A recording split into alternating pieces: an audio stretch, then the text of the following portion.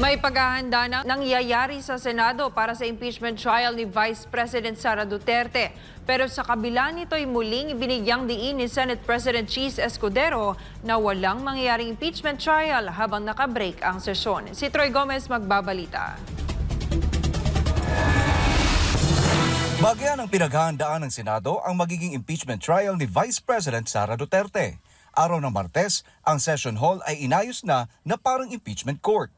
Ayon kay Senate President Francis Cheese Escudero, normal lang ang nasabing paghanda dahil natanggap na ng Senado ang impeachment complaint. Bukod sa ayos ay meron na rin anyang nakalaan na 1 milyong piso para sa magiging gastos. Kabilang dito ang mga ID, sling, pagkain at iba pa para sa mga dadalo sa trial. Bahagi ng paghahanda ng Senado yon. Ininspeksyon kung kinain na nga ba ng anay yung mga dating ginamit na lamesa at witness stand, nilocate, nilagay sa kanya-kanya mga lugar, at nang makita kung ano pa yung mga kailangan gawin at paghandaan. Pero sa kabila ng paghahanda ay nilinaw ni Escudero na nananatili pa rin ang kanyang naunang sinabi na walang mangyayaring impeachment trial habang nakabreak ang sesyon sa Senado. Ano man ang sinasabi ni Numan, hanggat walang sesyon at hindi na-convene ang may sesyon, walang trial na pwede maganap habang kami nakareses. Klaro at maliwanag sa rules namin yun. Ginawa ni Escudero ang pahayag kasunod ng pagliham sa kanya ni Senate Minority Leader Aquilino Coco Pimentel III na naghihikayat na agad nang simulan ang paglilitis.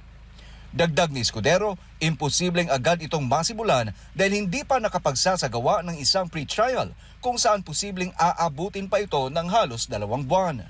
Hindi na aabot dahil magsasagutan pa din eh.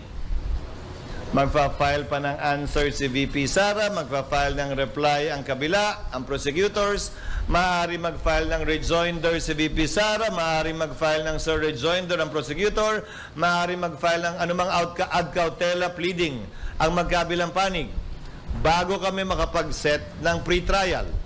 Sang-ayon sa rules of court na suppletorily applicable sa amin, pre-trial shall be set no more than 30 days from the time the issues have been joined and the last pleading has been filed.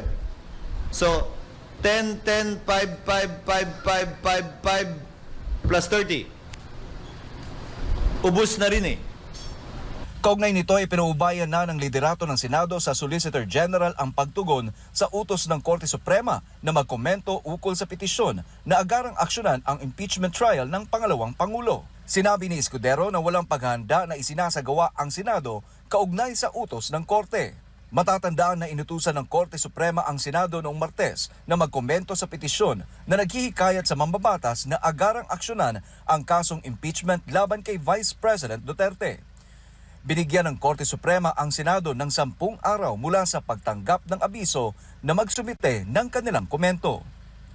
Para sa Diyos at sa Pilipinas kung mahal, Troy Gomez nag-uulat, SMNI News.